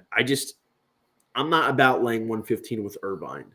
I don't think Santa Barbara would beat them necessarily, but if they're sending Calvin Prosky or Jackson Flora to the mound, it's definitely a tough matchup there. I think just Irvine's completely been off. They're this team that was hot throughout the year, and they're fading and getting cold at the wrong time, especially as a team that has to go on the road. So Irvine, I'm not buying at plus 115. Cal Poly, I think Cal Poly is interesting, but they're only 205. That's not really where I'm looking to go. It's a 5-team tournament, though. So no, I know, but it's not really where I'm looking to go in this tournament. I think they definitely have a winnable side, but I think Fullerton at 650 is interesting. It's pool play, so it doesn't need to be side, but I'll let you go. Fullerton they're not that great, and they've been bad at home this year, and this is in their own home ballpark. Their pitching hasn't been great. But I think Fullerton, the way they've kind of been playing to close out the season, is very interesting. In a situation like this, they would only have to win 3 games in order to win. In a sprint like this at home, plus 650, it's worth a shot for me with Fullerton. I'm not betting Irvine at their price the way they've been playing, and I don't love Cal Poly enough to even take them at 205. So I think it's Fullerton or pass for me in a future sense. I'm going to point you to Cal Poly. They've got the best offense in the league. They have the best batting average in the league, batting 335 as a team. Next closest is Irvine at 306. Like, there's clear separation there between the Mustangs and Irvine. And Griffin Ness is a solid number 1 for Poly. They've got a good rotation there. Quite a few guys that have thrown 40-plus innings. Only one of them really above a 5.10 ERA. And as a team, they've got 7 guys batting over 300. I like the Mustangs here in Larry Lee's bunch. I don't hate it, man. I mean, I don't. If they get past this game 1, they're in good shape. It's all going to come down to this Cal Poly Fullerton game 1 here. I'm just saying for the odds, because I could see Irvine end up winning and beating Cal Poly. I just think it's 650 in your own home ballpark in a pool that's not just limited, but the talent among the top 4 teams, it's not that big of a disparity. If you look at the other conferences, there's a relatively big disparity among some of these top and bottom teams. It's here in the Big West, it's a lot closer. To your point, I love the field of 5 teams. I think this is an outstanding first year for the Big West tournament. I think there are 5 quality teams that could have been NCAA tournament teams, but the resumes don't really match up to it. I'm really excited to watch some of these games. For me, though, the odds all year, whether it's just regular games or these tournaments, the hold is large. So you're not going to get a fair value price to play a team to win a tournament. So I'm not really looking for that. I'm just looking for winners. No, I get it. I get it. I mean, I think Cal Poly's definitely interesting. I think you have a good handicap. I think it's a good look. I just think, but that's a big number, dude. You're getting 650. This team that just beat Irvine. This team's up playing in their own home ballpark. I think it's worth a chance. What I would probably rather do is if Cal Poly wins this game, then maybe I'll take a shot, on them after that game. They're probably going to be a close number against Irvine. And then in that case, for these teams that are playing these kind of tournaments, I would probably rather wait to see if we get a futures line if they beat Fullerton, and then say that's like 125, right? If they beat Fullerton, then I'd rather just take that, because at that point I think they can win it there. But I think taking Fullerton first to see if you get 650, because if Fullerton wins the first game at 650, they're going to get cut in half and probably be 3-1. If they even offer it again, because I don't think they will. If they offer it, but I mean, Irvine, I'm not buying Irvine. I'm not buying Santa Barbara here. So I think the winner is probably going to come from Cal Poly Fullerton.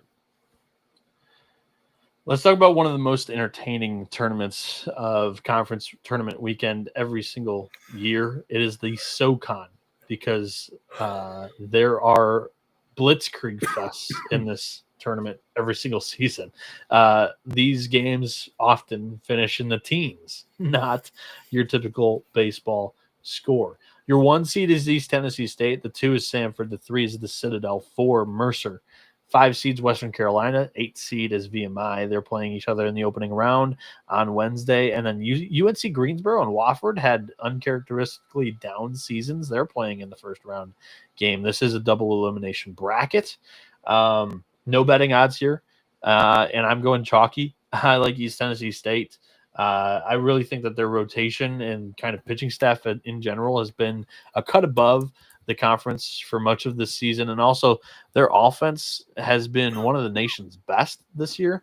If you have the pitching enough to hinder the rest of the conference and like the offensive explosions that happen in this tournament, I think the Buccaneers are going to be all right because their offense can also tally up runs with them. So give me ETSU. They've got the furthest bye. They begin Friday. They're SoCon tournament games. So I like the Bucks in this. Johnny, any thoughts on the SoCon before we get out of here? No, I think this is a good look, man. I mean, it's just, ETSU is locked in. They're not going to change their seed one way or another. But I just think they're head and shoulders above the rest of the class here in this conference.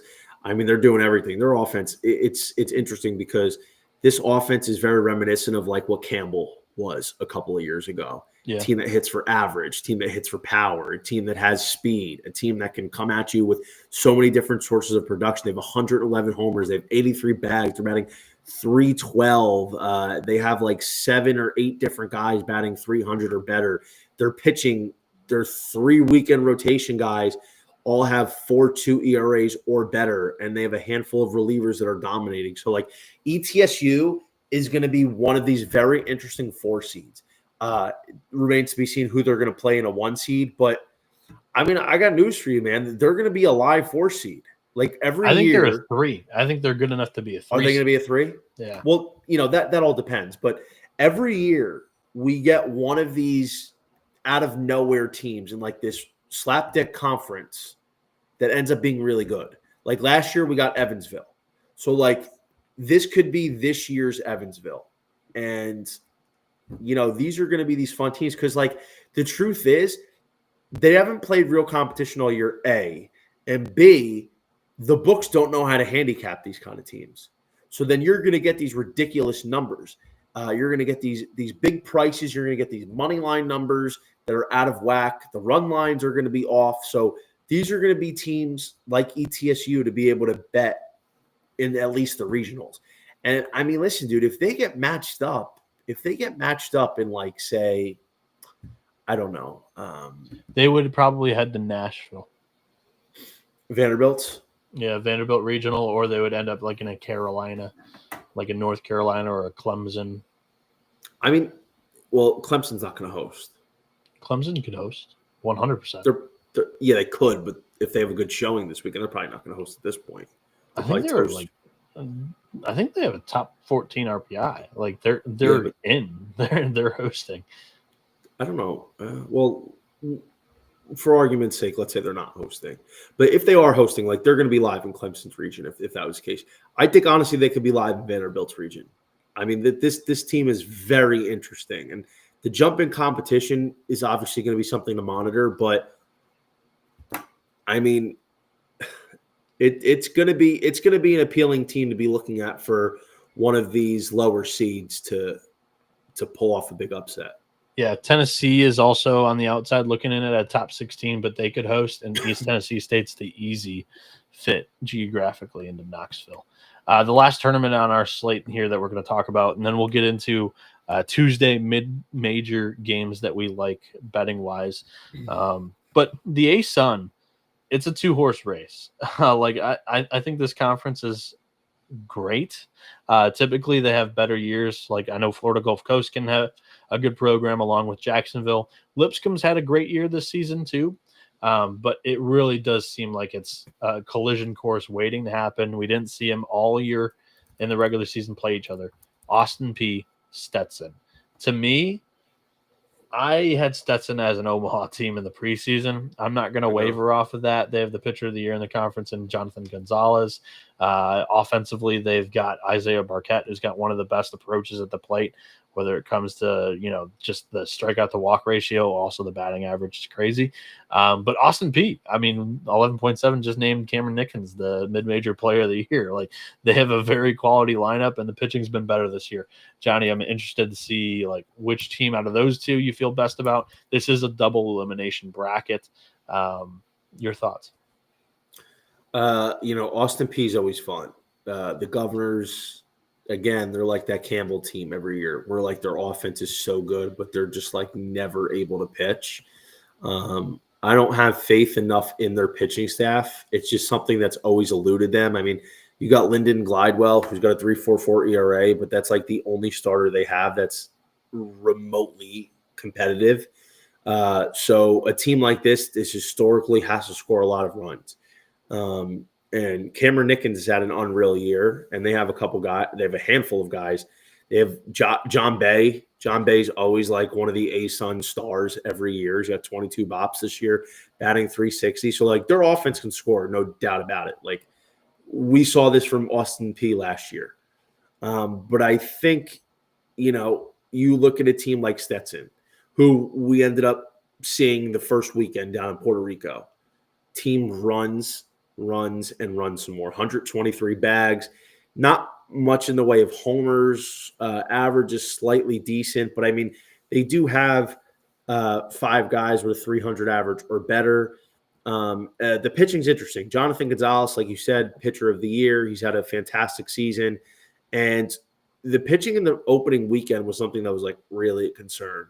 And, for a couple of reasons, but they have a handful of arms that I think you'd feel confident about as the season evolved, that you'd be good with throwing in this spot here. And really what it's going to come down to, Stetson's going to play Central Arkansas.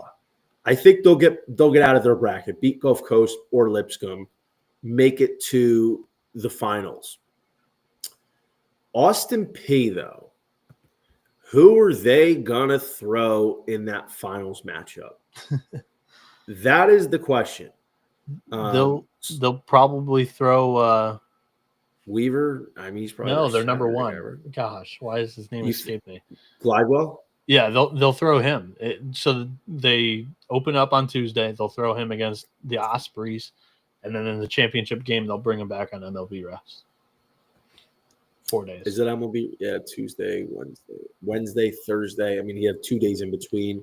Championships on Sunday. So, is it on Sunday? Yeah, this bracket. I cut off the bracket. It's double elimination. Oh, okay, all right. Well, in any case, I think I like Stetson a little bit more with their pitching as opposed to Austin P. We see it all the time in these tournaments. The pitching usually wins, not the offense. The offense is important, but you got to have pitching that can get outs. And Stetson definitely has that more than Austin P. And, they don't do it in a bruising fashion on offense, but they can run you into the ground. So I think the matchup here is a little bit better suited for Stetson. Let's talk about some of the mid-major matchups on Tuesday. Like I mentioned, some of these are inflated, and they're definitely probably not going to be your best straight look. But I'll be asking Johnny for his favorite pick, whether it be a total or money line at the end of this. But Tulane is playing Florida Atlantic in the AAC. FAU's minus 238, Tulane plus 130. The total is 14. We have Rice in UTSA, also in the AAC. Rice is plus 500 against the Roadrunners, who's minus 18, total at 16.5. Indiana State, minus 110. Illinois State, minus 120. UT Arlington and Tarleton State are minus 115 apiece. App State and Texas State in one of those Sun Belt play-in games. App State is minus 105, and the Bobcats are minus 125. Wichita State and Charlotte, the 49ers are minus 280. Shockers are plus 210. Bradley, plus 110 against Belmont, minus 140 in the Missouri Valley Conference Tournament. Utah Tech, plus 220. Cal Baptist, minus 298. Georgia Southern, minus 120. Arkansas State, minus 110. That's also another Sun Belt play-in game. East Carolina, minus 145 against South Florida, plus 114. And that's the final game for the mid-majors on Tuesday. My favorite pick there, I think, is the plus money on Corey Braun and the Bulls, plus 114 there against East Carolina. Yeah, I know Ethan Norby and East Carolina, that's your more popular team and pitcher, and that's kind of what's drawing that minus money price. But I'll take a really solid coach in his own right. I know Cliff Godwin's great for ECU as well, but Mitch Hanna's South Florida, I think they get it done game one, and they stay in the winner's bracket. I tend to agree with you. I saw that right away. You're getting South Florida plus money, neutral field. Norby's been good this year, 3.65 ERA, coming off a rough one against UTSA, which a lot of pitchers have. But, this is a matchup I think that can ultimately favor South Florida. Corey Braun has been, I think, better than Norby has in most regards. The offense for the Pirates is not that good this year.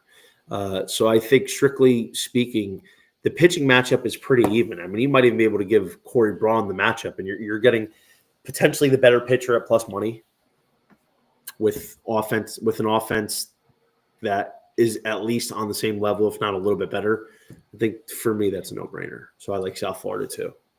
That's going to wrap up this conference tournament preview episode. Johnny, I appreciate your time as always, co-host of the College Baseball Experience, but also this is going on your YouTube channel as well, Johnny Venezia. And yeah, I really appreciate you hopping on, chopping it up with me, and going in depth on some of the top 10 conference tournaments here in college baseball beginning this week. Go ahead, plug anything that you're up to, any plans for the week. And yeah. Yeah, you can follow me on Twitter, _JohnnyVTV. Check out my podcast every week, Breaking Bet, handicapping all the best college baseball stuff. And my RotoWire articles, always putting out the good shit, the breakdowns, a little bit more in depth on the written word on rotowire.com. And yeah, that's going to wrap up today's episode of the College Baseball Experience. You can follow me at NoahB77_ on all social media platforms. You can also follow the show at TCE on SGPN. This has been the College Baseball Experience. You better start thinking about yours, and we